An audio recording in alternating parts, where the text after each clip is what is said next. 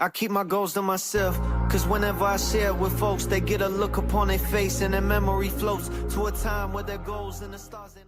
What's good? It's your boy Jay, that's me. We're going to get into TNA Impact from February the 12th, 2026. The go-home show to tomorrow night's No Surrender. And we will go over the predictions for No Surrender. And we will go over the ratings for the previous week.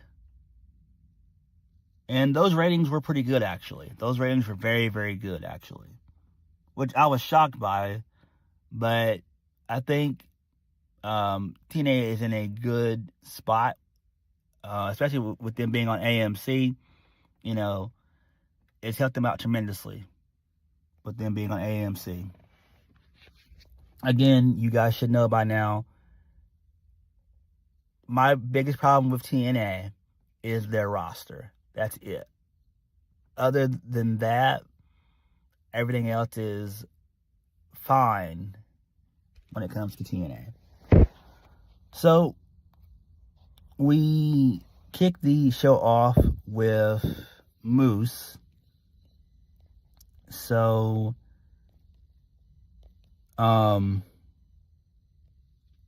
Moose reflects on what happened between himself and the system. He calls himself the face of the franchise because he's been through everything in TNA wrestling, and this is just another. This was just another Thursday to him. He said that he created the system and he knows how to dismantle it as well. So Moose then calls out Mike Santana as the one man who can dismantle the system members one by one. So Mike Santana is ready to dismantle the system alongside Moose and the Hardyz. So they want this match now. So Daria Ray, the director of operations, she makes things clear that she runs the show. And that was the end of the segment. So this is fine, I guess. I'm still shocked that Daria ended up signing just a 6-month deal with TNA. I'm guessing it's just to get her feet wet with the promotion and see how she likes it. Hopefully she ends up sticking around, because I don't see her going back to WWE, and I don't see AEW really wanting her. I just don't, because, you know, what she's doing as general manager, it's what she used to do when she was in WWE, and then AEW should just be wrestling, so she couldn't be in an authority figure in AEW, because they don't believe in that, which I have no idea why they don't. But, you know, it is what it is, because AEW wants to be, you know, New Japan light, basically. That's what they want, so whatever. Who gives a damn about that? But hopefully Daria does decide to stick around with TNA. I think it's the best place for her. And she's really, really good. I love her character work. I've always loved Daria Ray / Sonya Deville. So, you know, there's that. Moving on. Gia Miller, she has a backstage interview with Ryan Nemeth about his Albuquerque street fight. And he's ready to use every weapon at his disposal to destroy Mara Sade. I don't care about this at all. Who cares? Moving on from that, Moose is backstage. He's in deep thought. Alicia Edwards, the wife of Eddie Edwards, comes in to apologize, but ultimately has a decision of her own to make. Who gives a damn about that? I don't care. Moving on. This leads us into the first match of the night. Nic Nemeth defeats Rich Swann. Match was pretty solid here. Rich Swann is a good worker. So is Nic Nemeth. So, yeah, good stuff there. Two former WWE guys. So, why wouldn't they have a good match? But again, I don't think that Rich Swann really cares about TNA anymore. I think he's kind of over the promotion. He's just doing stuff with NWA. I could see him end up leaving TNA, and just probably signing with, probably still just working the indies, you know, MLW, NWA, stuff like that. I could see him leaving TNA pretty soon. I just could. Because, I mean, what can you do with him? He's not going to be in the World Heavyweight title picture, because he doesn't need that. You could put him in the mid-card position, but he's been doing that for a minute now, so I don't know. So, whatever. Moving on, this leads us into Indy Hartwell and Zaya Brookside. They're ready to take down the Elegance brand and walk out No Surrender as the TNA Knockouts World Tag Team Champions. Okay, who gives a damn about that? I'm a fan of Xia Brookside, not so much of a fan of Indy Hartwell, just not. I think TNA needs to cut their losses with Indy Hartwell and move on from her. Seriously. Moving on. So the Righteous, they're backstage. They're very happy to be honored to be standing shoulder to shoulder with the Hardyz. Who cares? I don't care about this. Moving on. This leads us into Eric Young. So, he says last week he gave the gift of time to BDE, but now his time is up. And Eric Young demands an answer. So Eric Young says that he sees the connection BDE has with the crowd and is willing to allow BDE to become the hero. To be the hero. BDE thought about it all week, but ultimately his answer is no. So Eric Young is pissed off at this. He attacks BDE via a pile driver, takes him out with that. Then security gets involved. Eric Young beats them up. He gives a couple of pile drivers to those guys. So Eric Young then goes to the back. He's held back by TNA officials and referees and security. So Santana Morella tries to suspend Eric Young, but Daria Ray, she's not going to allow it because Eric Young is going to be in a match against BDE at No Surrender. Okay, who gives a damn about this? Whatever. I don't know what the cleanse is, and I wish that Eric Young would quit talking about it. Again, this is the problem with TNA. Why are they relying on Eric Young? Why are they relying on Frankie Kazarian? Move those guys out of the fucking way. Seriously, you don't need those guys anymore. Enough. Eric Young just needs to be made into a producer. It's the same thing when it comes to Frankie Kazarian. Like, move on from these guys. Damn. But clearly, they're building something with this cleanse thing with Eric Young. We know it's going to be a faction, but who's going to be a part of it, I don't know. I would assume Steve Maclin is. So, there's that. Moving on.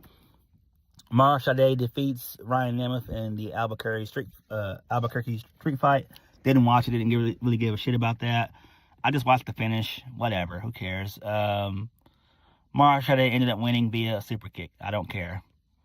Mara Sade, to me, should be higher on the card. I don't know why she's doing this low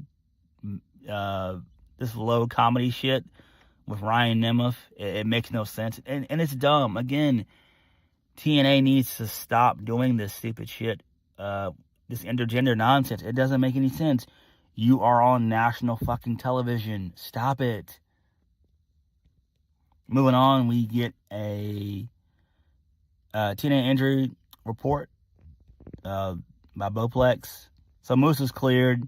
Jeff Hardy's cleared. Jada Stone, she's out for a little bit.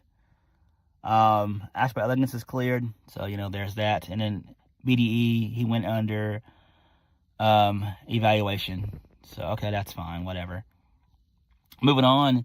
This leads us into Mance Warner. He's backstage with Step DeLander. They reintroduced themselves, and they're ready to stack bodies. Okay, that's fine. Whatever. Maybe they'll do something with Mance Warner, but I doubt it. Again, he's an okay mid-card act, which is fine. Same thing with Step DeLander. I wish that Step DeLander would actually wrestle more instead of just, not doing anything. Moving on, Elijah, he's backstage. He's ready to place judgment onto Mustafa Ali in the first ever guitar case casket match at No Surrender. Okay, that should be interesting there. Moving on from that, there's also going to be a Knockouts Battle Royal. The winner of that will receive a future TNA Knockouts World Title shot. Okay, that's cool. So, this then leads us into the main event of the evening, which was the 8-man tag. The System, Eddie Edwards, Brian Myers, Cedric Alexander and Bear Bronson, they defeated the Hardyz, Moose, and Mike Santana. So this is fine, I guess. They want to push the system as a heel act. It is what it is. Who cares? Thankfully, Mike Santana didn't take the pin at all. It was Jeff Hardy who took the pin. He put over Bear Bronson, which is fine. Apparently, TNA sees something in Bear Bronson, which, you know, I do too. He's okay. So, yeah. So, that makes sense. And that was it. So, you know, this was an okay show, I guess, for the most part. All right, let's get into the predictions for No Surrender. So, we have 7 matches on the card. It's going to be taking place in Nashville, Tennessee at the Pinnacle. Don't know how many seats that holds. It's probably a small venue. It'll probably be about maybe 2,000 people there, maybe 3,000. So, yeah, that's fine. We got 7 matches on the card. So, let's start with the 8-man tag. The Righteous, Vincent and Dutch, and the Hardyz versus Order 4. Mustafa Ali, Jason Hotch, John Schuyler, and Special Agent Zero. Clearly, the Righteous are going to turn on the Hardyz, obviously, to continue that feud. So I imagine Order 4 is going to win this. It'll probably end up being Jeff Hardy and Matt Hardy to take the pin. So it is what it is. Who cares? I'm not a fan of the Righteous feud with the Hardys because it makes no damn sense. It's dumb. Like, TNA has a weak tag division. They have a weak tag division. They have a weak X division. They have a weak mid-card because they got 2 mid-card championships. So, you know. Moving on from that, Stacks versus Trey Miguel for the TNA International Championship. Now, Trey Miguel just came back to TNA. I think he does need to win this and have him go over Stacks. Stacks is in a storyline that's dealing with Santana Marella, basically, and he's still trying to build this takeover faction of second-generation talent in NXT. So they need to do stuff with that as well. So I would be in the camp of having Trey Miguel be the one to dethrone Stacks, and then have him maybe go after Santana Marella. And then that way, if Santana Marella loses whenever they have their match between him and Stacks, then Santana Marella is no longer in control of TNA. It fully belongs to Daria Ray. So I can see them working out something with that. So hopefully Trey Miguel wins that. Moving on, the Elegance brand versus Indy Hartwell and Zaya Brookside for the TNA Knockouts World Tag Team Championships. The Elegance brand is going to retain. Why would they lose? Zaya Lee is better off. My bad. Zaya Brookside is better off as a singles act. Indy Hartwell, I don't give a damn what you do with her. So, whatever. Moving on, speaking of the Angel Warriors, Lei Ying Lee, a.k.a. Zaya Lee, versus Ariana Grace for the TNA Knockouts World Championship. Zaya Lee is going... my bad. Yeah, Zaya Lee is going to retain. And hopefully we get some surprises here. So, she should win that one. Maybe we see Danny Luna show up and attack Zaya Lee, right?